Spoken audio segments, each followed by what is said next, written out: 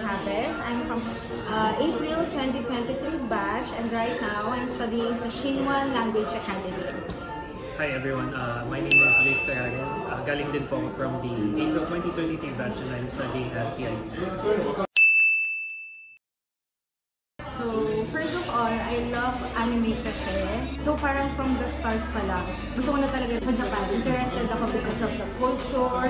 And then, aside from anime, I love hair coloring kasi. So, Japan is known for their hair really kasi na colorful. That's why sabi ko, parang I want to go to Japan.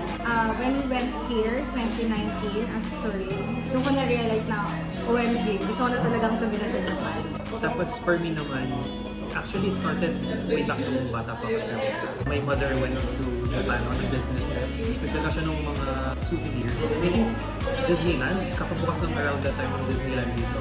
And then doon na nag-start talaga, pati anime, then culture na immerse ako eventually nung nasa Pilipinas ako. So, ako yung parang nag-ayos sa aming dalawa. Actually, yung nakita ko yung ad ng Jellyfish sa Facebook, tinanong ko siya, meron kang study in Japan program, na baka interested siya. So, maybe we can try. And then, parang nag-email ako or tumawag sa Jellyfish, tapos sabi ko na I'm interested. Sabi ko, boyfriend ko interested din. So, kung ano yung requirements. And then, they were very fast when it comes to accommodating us, na parang after 10 minutes na send na sa amin na here are the requirements, ito yung mga sagutan yung form. Very ano lang siya. Quick and efficient. Very quick and efficient, yung masasabi namin.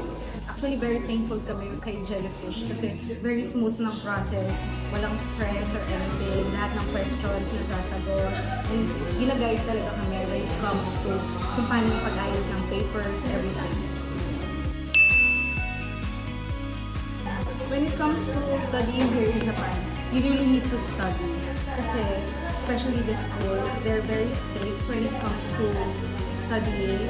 Ako before, nasa N5 lang ako. Pero right now, nasa N3 na ako. Kailangan talaga mag-aral. Kasi kapag hindi ka nag-aral, hindi ka talaga papasa.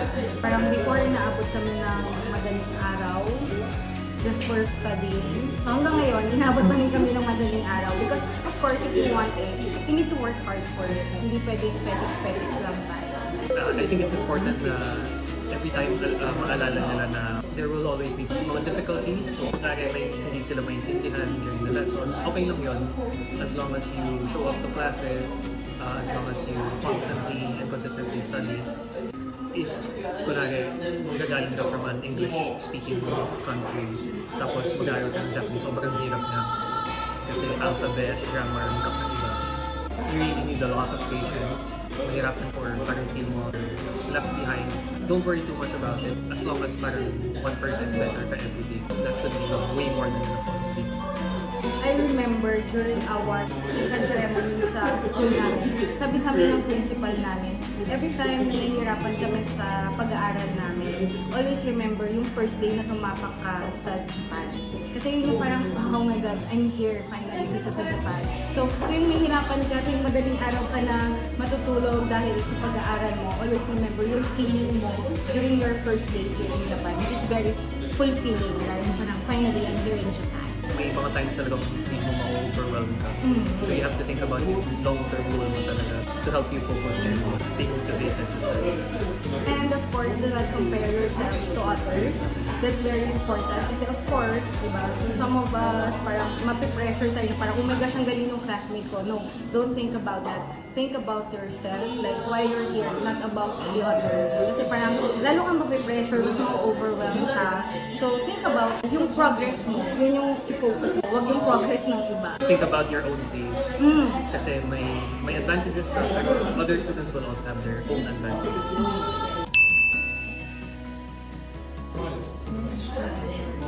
Madami-dami. Yes. Actually kasi, we're enjoying our life now here in Japan. Aside from studies kasi, hindi namin nakalimutan na mag-enjoy. Meron kaming studies, meron kaming work, and at the same time, parang kahit busy kami, naghanap pa rin kami ng ways to enjoy Japan. I think best memory na yung andito kami right now. Kasi parang not everyone has the opportunity to live here in Japan to study. So very thankful kami for this technical memory. if siguro one memory, we celebrate kasi si Don year ng birthday niya sa Disneyland. So medyo matagal na yung intention na bumalik. So it was really nice na nagkaroon ulit ng opportunity out there. And then aside from that, parang marami kang talagang mga fun activities. Very accessible. Yung mga parks, yung mga theme parks, event spaces, restaurants, or exhibitions. Parang ang daling puntahan nila lahat. And to add lang to that, of course, diba, kapag nag-aaral tayo, pag nag-work tayo, of course, maraming stress. Pero parang iniisip namin na kahit stress kami, at least nasa Japan kami. Parang yun na lang yung nagiging motto namin in life. Sige, mas stress tayo, mag-depress tayo, pero at least nasa Japan tayo. Yun yung nagiging everyday namin, inspiration. At least nasa Japan tayo. Right now, I'm working as an English teacher. Nakita ko to online. There are websites that you can access. Not exclusive, pero nag-cater siya sa foreigners, especially English-speaking people. Actually, parang hindi naman ganun kahirap maghanap ng part-time job here, especially if you know how to speak in English. And then better if you know Nihongo, if magaling ka na sa Nihongo, mas mabilis ka makakahanap ng job. Parang hindi siya nakaka-worry na, hala baka wala akong mahanap. No, may mahanap at mahanap. We assure you that. Sobrang dami. Kami lang ni Donna, we started online. Doon kami naghahanap kasi hindi pa kami masyadong confident at that time doon sa Japanese level natin. But if kunwari, may mga students who will come in na mas advanced ng konti. So aside from the internet, kasi umikot lang sila around their neighborhood, may mahanap sila. So use the opportunity na makapag-usap sa locals or natives para yan, at the same while made-develop mo yung Japanese language skills, makahanap ka ng trabaho. Balik kami dun sa don't compare yourself to others, you have your own pace, and then always find a way to keep yung learning mo fun. Kasi, ayun na, things can get overwhelming. But that's okay, as long as naalala mo yung long-term goal mo. And then, nag-realize mo yung sarili mong strengths and advantages. It will help you get through yung mga pinaka-difficult times. Yes. Siguro, for me naman, always have fun in anything that you do.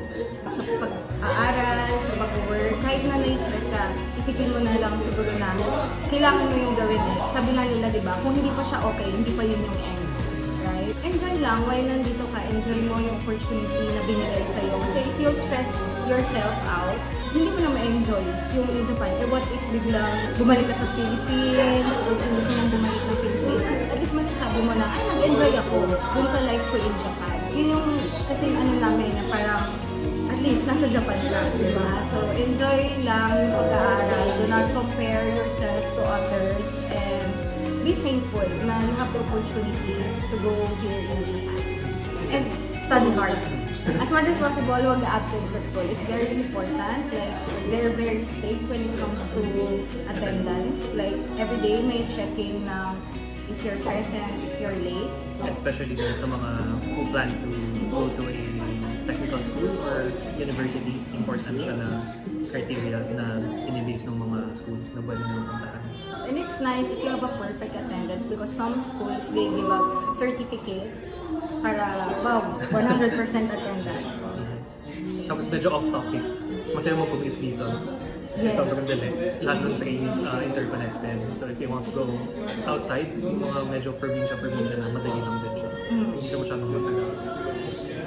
Yun lang, yung advice.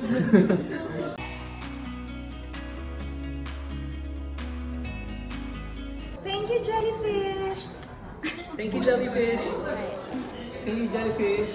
Thank you, Jellyfish! Thank you, Jellyfish! Thank you, Jellyfish! Thank you, Jellyfish! Thank you, Jellyfish! If you want to study in Japan, Jellyfish Education can help you. so click here right now.